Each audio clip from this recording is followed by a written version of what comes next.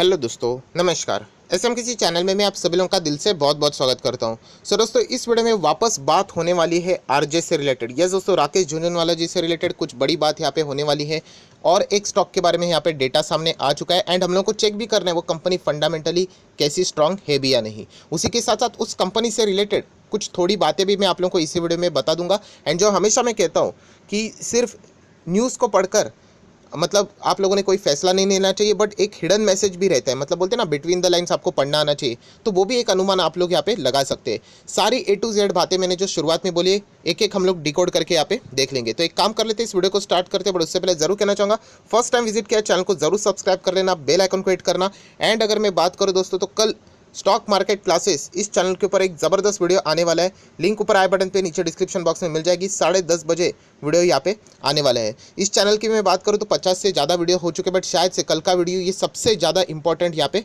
होने वाला है। सो ज़रूर उस वीडियो को देख लेना।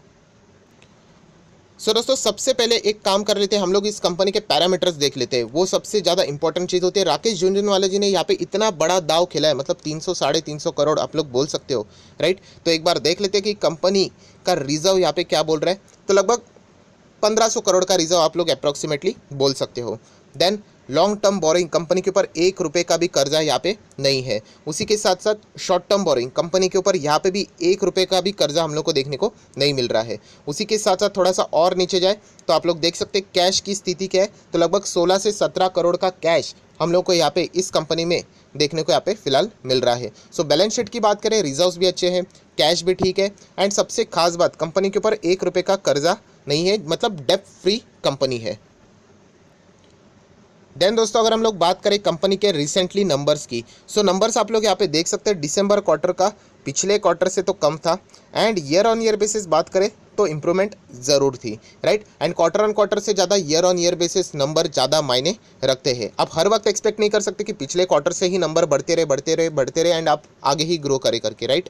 हमेशा जो फोकस होता है वो ईयर ऑन ईयर बेसिस के ऊपर ज़्यादा रहता है। वो डिपेंड करता है कि कंपनी कैसे, उसका बिजनेस मॉडल कैसा है। सो कंपनी का यहाँ पे परफॉर्मेंस अच्छा चल रहा है। नेट प्रॉफिट की बात कर ले तो नेट प्रॉफिट, रेवेन्यू भले ही कम है, बट कंपनी का जो प्रॉफिट है वो बहुत ही कमाल का है। पिछले क्वार्टर से भी अच्छा है and year on year basis से भी अगर हम लोग बात करें तो कंपनी का नेट प्रॉफिट बहुत ही शानदार तरीके से ग्रो होते हुए देखने को मिला है। अगर हम लोग इसी चीज़ को अर्निंग पर शेयर में भी देखें, ईपीएस, तो कंपनी का ईपीएस आप देख सकते हैं पिछले टाइम के हिसाब से ज़्यादा है and year on year basis से भी ज़्यादा नज़र आ रहा है। तो कंपनी का बिजनेस तो अच्छा चल रहा है, हम लोग इससे एक ओवरव्यू ज़रूर यहाँ पे ले सकते हैं। देन दोस्तों, अभी हम लोग आ चुके हैं शेयर होल्डिंग पैटर्न के ऊपर। एक समरी के फॉर्म में हम लोगों ने यहाँ पे देखा है। ये जो आप लोगों के सामने आप बोल सकते हो पाई डायग्राम या फिर कोई भी जो डायग्राम आपको देखने को मिल रहा है, मिक्स यहाँ पे शेयर होल्डिंग पैटर्न देखने को मिल रही है। कोई एक कलर बहुत ज़्यादा देखने को नहीं मिल रहा है, बट अगर हम लोग बात करें यहाँ पे सबसे ज़्यादा एफआईएस की बात करें तो 37% तक के शेयर्स उनके पास है। उसी के साथ साथ डीआईएस की बात करें तो लगभग 40.52, मैं यहाँ पे लिख लेता हूँ 40.52% येलो जो आप लोगों को देखने को मिल रहा है वो डीआईएस है। उसी के साथ साथ अगर हम लोग बात करें पब्लिक की, तो पब्लिक के पास लगभग 22.25% या फिर 22% के आसपास हम लोग को शेयर्स यहाँ पे देखने को मिल रहे हैं। अदर कैटेगरी में ना के बराबर 0.17%। सो शेयर होल्डिंग पैटर्न की भी अगर हम लोग यहाँ पे बात करें तो इक्वली डिस्ट्रीब्यूट होते हुए हम लोग को यहाँ पे देखने को मिल रहा है। इक्वली मतलब अच्छी तरीके से, किसी के पास ज़्यादा नहीं, हम लोग यहाँ पे बोल सकते हैं। देन दोस्तों, अगर हम लोग बात करें कंपनी के कॉर्पोरेट एक्शन, आप ही लोग यहाँ पे खुद देख सकते हैं। मैं थोड़ा सा स्क्रीन को जूम आउट कर लेता हूँ, अभी ठीक रहेगा। 2016, 17, 18, 19, 20, पहले 6.5 रुपये, उसके बाद 15, उसके बाद 17, फिर 20, फिर 30। कंपनी का डिविडेंड लगातार यहाँ पे आसमान छू रहा है, ऊपर ऊपर ऊपर जाते हुए देखने को मिल रहा है। एंड जो ग्रोथ है डिविडेंड का भी पिछले साल के हिसाब से वो बहुत ही मैसिव वे से हम लोग को बढ़ती हुई देखने को मिल रही है। पिछले साल पैंडेमिक था, फिर भी अगर आप देखोगे तो अगस्त 2020 में कंपनी ने 30 रुपये का डिविडेंड अपने शेयर होल्डर के लिए यहाँ पे दिया था। सो ये पॉइंट आप लोगों ने ज़रूर यहाँ पे चेक करना चाहिए, जो कि एक अच्छी बात ज़रूर है। देन हम लोग यहाँ पे बात करें शेयर होल्डिंग पैटर्न में, आप लोगों ने एक देखा होगा कि प्रमोटर होल्डिंग, यस दोस्तों, यहाँ पे प्रमोटर की होल्डिंग 0 है।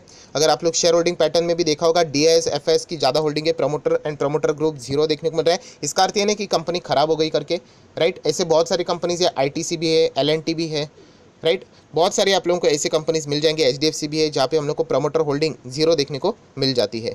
देन अगर हम लोग यहाँ पे बात करें, अभी प्रमोटर होल्डिंग ही जीरो है तो गिरवी कहाँ से रखेंगे, राइट। तो ये डेटा देखना भी वैसे ही टाइम वेस्ट था। तो चलिए दोस्तों, हम लोगों ने बेसिक डेटा देख लिया है। इससे हम लोगों को एक अंदाज़ा आ जाता है कि कंपनी का ओवरऑल जो परफॉर्मेंस है वो हम लोग को अच्छी तरीके से यहाँ पे चलते हुए देखने को यहाँ पे मिल रहा है। सो दोस्तों, आप लोग देख सकते हैं कंपनी 1500 रुपये पे हम लोग को यहाँ पे देखने को मिल रहा है। आज के दिन लगभग 1.25% के आसपास तेज़ी देखने को मिली है। कंपनी मिड कैप क्वालिटी की है, स्मॉल कैप मतलब छोटे टाइप की कंपनी, लार्ज कैप नहीं है। 1500 का है। एंड मैक्सिमम चार्ट पैटर्न को अगर आप चेक करोगे तो 2012 से शुरुआत हुई थी, जो कि अब यहाँ से अगर आप लोग लाइन जो हमेशा अटैच करके देखते हैं, मैंने हमेशा आप लोगों को सिखाया है कि लेफ्ट एंड ये राइट कनेक्ट करो, तो आप देख सकते हो अभी तक कंपनी का परफॉर्मेंस फ्लैट ही नज़र यहाँ पे आ रहा है, राइट। कंपनी बीच में नीचे गई थी बहुत बार, बट उसने कमबैक भी ज़रूर यहाँ पे दिखाया। तो कंपनी कमबैक ज़रूर करती है, बट अभी तक उस लेवल के रिटर्न्स कंपनी नहीं जनरेट कर पाई है जिस हिसाब से यहाँ पे शेयर होल्डर एक्सपेक्ट करते हैं। सो 2012 से लेके 2021 मीन्स अप्रॉक्सीमेटली 9 साल की जर्नी की बात करें, उसमें भी कंपनी ने अप्स एंड डाउन्स में सिर्फ 15.25% के आसपास के रिटर्न्स जनरेट करके दिए हैं। सो हम लोग ज़रूर कह सकते हैं कि कंपनी का परफॉर्मेंस अभी तक उतना क्वालिटी वाला यहाँ पे देखने को यहाँ पे नहीं मिला है, बट कंपनी देखा जाए तो ख़राब नहीं है। सो दोस्तों, यहाँ पे अगर हम लोग बात करें तो ये कंपनी फिलहाल फोकस में चल रही है एक ही न्यूज़ के चलते, एंड दोस्तों वो है राकेश झुनझुनवाला। यस दोस्तों, राकेश झुनझुनवाला, आप लोगों को पता है कि Q4 जैसे ही खत्म हो गया है, कंपनी के नंबर्स भी आ रहे हैं, बहुत सारे डेटा भी सामने आ जाता है। एंड यहाँ पे हम लोग कह सकते हैं कि जो बड़े इन्वेस्टर रहते हैं उनकी जो स्ट्रैटेजीज रहती है वो भी कभी कभी रिवील हो जाती है अगर वो बहुत बड़े पैमाने के ऊपर बाइंग कर लेते हैं तो। सो एस इन्वेस्टर राकेश झुनझुनवाला की अगर हम लोग बात करें, उन्होंने स्टेक इंक्रीज किया है। स्टेक इंक्रीज किया है मतलब ऑलरेडी उन्होंने यहाँ पे निवेश किया हुआ होगा, उन्होंने और भी यहाँ पे बढ़ाया। किसमें? Metal and energy commodity trading platform, जिसको हम लोग जानते हैं MCX के नाम से। यस दोस्तों, मल्टी कमोडिटी एक्सचेंज MCX, इसमें राकेश झुनझुनवाला के ऑलरेडी स्टेक थे, उन्होंने प्लस यहाँ पे और शेयर्स खरीदे हैं। मैं अगेन कहना चाहूँगा, ये तो वर्डिंग्स पढ़ रहे, बिटवीन द लाइन्स भी हम लोग को यहाँ पे ज़रूर पढ़ना है। एंड कुछ और भी पॉइंट्स है जो कि मैं अपने पॉइंट ऑफ व्यू से आप लोगों को ज़रूर बताऊँगा। सो राकेश झुनझुनवाला की बात करें तो आप लोगों को पता है कि कल के दिन भी मैंने एक वीडियो बनाया था जहाँ पे उन्होंने टाटा कम्युनिकेशन से एग्जिट लिया, देन टाइटन से उन्होंने एग्जिट लिया, उसी के साथ साथ VIP से उन्होंने थोड़ी सी प्रॉफिट बुकिंग की है, एंड फोर्टिस हेल्थ केयर में उन्होंने एडिशन किया है, एंड MCX में भी अभी एक डेटा सामने आ रहा है कि उन्होंने एडिशन किया है। और भी डेटा हम लोग को शायद से फ्यूचर में देखने को भी मिल सकता है। अगर हम लोग यहाँ पे बात करें तो उनकी जो होल्डिंग है वो पहले 3.92% थी, जो कि अभी हम लोग को March 31 को अगर आप चेक करोगे तो लगभग 4.90% देखने को मिल रही है, मतलब ज़बरदस्त इंक्रीज़ हुई है। एंड अगर हम लोग बात करें तो उन्होंने समवेयर अराउंड 5 लाख शेयर्स खरीदे। मैं रुपीज़ की बात नहीं कर रहा हूँ, 5 लाख शेयर्स इनटू जो अमाउंट अभी आप लोगों को देखने को मिलता है अप्रॉक्सीमेटली 1500, वो मल्टीप्लाई करना तो आपको एक रफली फिगर मिल जाएगा कि कितना अमाउंट उन्होंने इस कंपनी में इन्वेस्ट यहाँ पे किया है। सो बिग बुल की बातें ये सामने यहाँ पे आ रही है जो कि आप लोगों ने नोट करके चलनी चाहिए। सो दोस्तों, आर्टिकल के हिसाब से आप लोग यहाँ पे देख सकते हो समवेयर अराउंड अप्रॉक्सीमेटली 370 करोड़ तक का हम लोग कह सकते हैं उनका स्टेक हम लोग को यहाँ पे देखने को मिल रहा है। लास्ट क्लोजिंग प्राइस के हिसाब से ये डेटा हम लोग को देखने को यहाँ पे मिल रहा है। सो आप देख सकते हैं this include approximately 74 crore worth of shares that he bought in a Q4 of last physical year. Okay, तो इसमें से अगर हम लोग बात करें पिछले टाइम 75 करोड़ का हम लोग कह सकते हैं, तो बहुत ही अच्छी तरीके से हम लोगों को यहाँ पे बाइंग होते हुए देखने को यहाँ पे मिल रही है। देन दोस्तों, अगर हम लोग बात करें तो म्यूचुअल फंड की भी अगर हम लोग बात करें, उन्होंने भी इस कंपनी में 20.37% स्टेक था, जो कि बढ़ाकर 21.15 यहाँ पे फिलहाल किया है। उसी के साथ साथ फॉरेन इन्वेस्टर्स की अगर हम लोग बात करें, राइट, FPIs की अगर हम लोग बात करें एंड रिटेल इन्वेस्टर की बात करें तो उन्होंने सोल्ड किया है यहाँ पे। FPIs का डेटा की अगर हम लोग यहाँ पे बात करें तो अभी फिलहाल वो 36.23% तक के स्टेक होल्ड करते हैं, जो पहले 37 था, 37.06 से अभी 36.23 यहाँ पे देखने को मिल रहा है। FPIs की अगर हम लोग बात करें तो हम लोग ज़रूर कह सकते हैं यहाँ पे राकेश झुनझुनवाला जी ने बाइंग किया है यहाँ पे। एंड जैसे मैंने यहाँ पे कहा, दो चीज़ें अभी मैं आप लोगों को यहाँ पे बताने वाला हूँ। सो दोस्तों, कौन सी दो चीज़ें? सबसे पहले जैसे मैंने आप लोगों को बताया ना कि RJ ने यहाँ पे कुछ चीज़ें बाइंग की है, कुछ सेल किए हैं। सो बिटवीन द लाइंस जो अगर आप लोग पढ़ना चाहते हो तो इसका अर्थ समझ सकते हो कि देखिए दोस्तों, बाजार यहाँ पे टॉप पे है, बट फिर भी बड़े इन्वेस्टर यहाँ पे क्या कर रहे हैं, बाइंग कर रहे हैं। मैं ये नहीं कह रहा हूँ कि आप लोग ब्लाइंडली जाके बाइंग करना शुरू कर दो, गलत रहेगा।